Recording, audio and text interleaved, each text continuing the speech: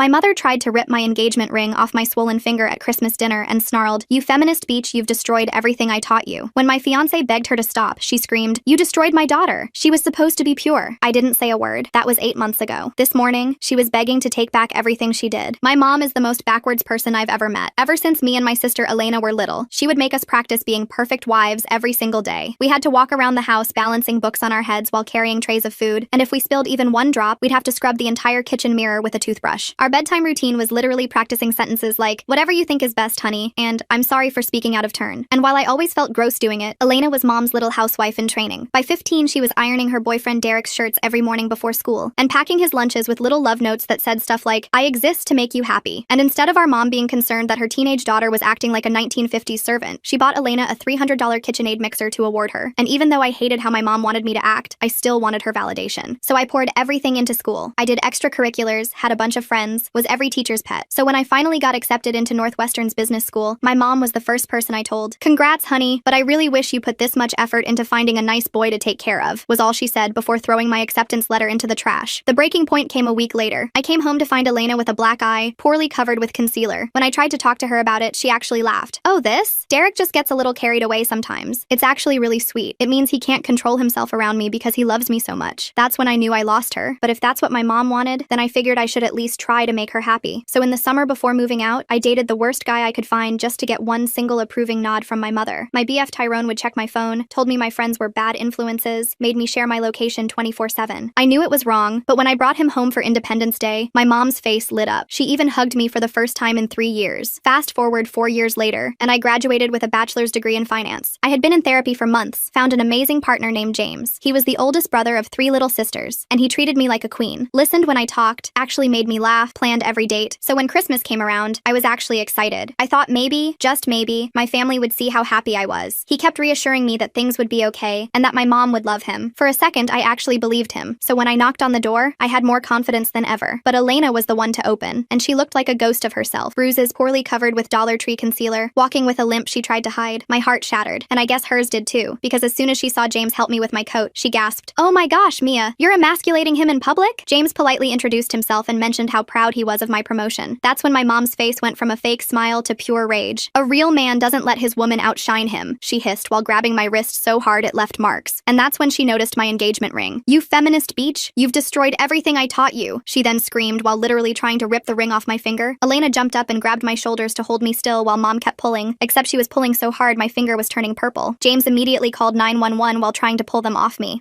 I figured by this point my parents would realize they were assaulting me, but no.